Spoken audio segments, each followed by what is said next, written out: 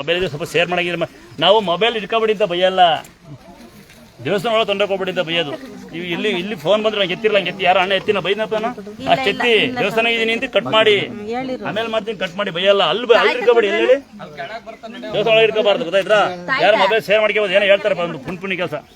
ತಂಗಿ ಸರಿ ಬಾ, ಹಾಂ ಬೋಲ್ಬಾ. ನಮ್ಮದು ನಾವು ಫಸ್ಟಿಂದ ಹಸುಗಳಲ್ಲಿ ಜೀವನ ಮಾಡ್ತಾ ಇರೋದು. 5 ದನ ಇದ್ದಾವೆ. ಒಂದು ಹಸು 6-7 ಹಾಲು ಬರೋದು, 2-3 ವರ್ಷ ಅದ್ರ ಕರ ಹಾಕಿ ಈಟೆ ನಿಲ್ತಾ ಇರೋದು. ತಾಯಿಗೆ ಬಂದು ಬೇಡ್ಕೊಂಡು ಒಂದು ಪ್ಯಾಕೆಟ್ ಅಕ್ಕಿ ಹಾಕಿ ತಿನ್ಕೊಳುವ ಅಂತ ಹೇಳ್ಬಿಟ್ಟು ಕೈ ಮುಕ್ಕೊಂಡು ಮಗ ನಮ್ಮ ಮನೆಯವರೆಲ್ಲ ಕರ್ಕೊಂಡು ಹೋದಾಗ ಈಗ 3 ತಿಂಗಳು 4 ತಿಂಗಳು ಬಂದ್ರೆ 3 ತಿಂಗಳಾಗುತ್ತೆ. ಗಬ್ಬ ಮತ್ತೆ ಇನ್ನೊಂದು ನಮ್ಮ ಪಾಪು ಬೇರೆ ಹಂಗನ್ನು ಸ್ಕೂಲಿಗೆ ಹೋಗಿ ಶಿಶ್ವರಕ್ಕೆ ಹೋಗ್ಬೇಕು ಅಂದ್ರೆ ಊಟ ಅಂದ್ರೆ ಏನು ಮಾಡ್ತೇವೆ, ಒಂದು ಗುಪ್ ತಿಂದ್ರು ವಾಮಿಟ್ ಮಾಡ್ಬಿಡೋನು. ಇವನೇ ಇಲ್ಲಿ ಬಂದ್ಬಿಟ್ಟು ತಾಯಿನ ಹರಕೆ ಹೊತ್ಕೊಂಡು ಹೋದ್ಮೇಲೆ ಊಟನೂ ಮಾಡ್ತಾನೆ, ಅದೊಂದ್ ಮಾತ್ರ ತರ್ಲೆ ಮಾತ್ರ ಬಿಡೋದೇ ಇಲ್ಲ.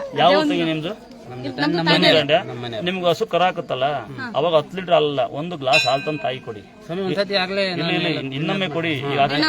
ಅವಾಗ ಇನ್ನು ಏನೋ ಕೊಡಿ, ತಾಯಿ ಪ್ರಸಾದ ಮಾಡಿ ನಿಮ್ಮ ಮನೆಗೆ ಇನ್ನೂ ಹಾಲು ಚೆನ್ನಾಗಿ ಸಮೃದ್ಧಿ ಆಗ್ಲಿ. ಈ ತರ ಯಾರ ಹಸುಗಳು ಆಗಲ್ಲ ಅಂತಂದ್ರು, ಕಷ್ಟ ಇದ್ದಂತರು ಈ ತರ ನಾರ್ಮಲ್ ಬೇಡ್ಕೊಂಡ್ರೆ ಪರವಾಗಿಲ್ಲ. ಒಡವೆ ಹಾಕ್ತೀನಿ, ವಜ್ರ ಹಾಕ್ತೀನಿ, ಏನ್ ಬೇಡ ಆಯ್ತಾ. ಇವ್ರು ಇನ್ನೂ ದೇವ್ರ ಆಶಾರ ಕೊಡ್ಲಿ ಅಂತ ಒಂದ್ಸರಿ ಇಬ್ಬರಿಗೂ ಈ ಪಾಪ ಆಶೀರ್ವಾದ ಮಾಡಿ ಸಾರ ಹೋಗ್ತಂತೆ ಪಾಪ ಅಲ್ವಾ.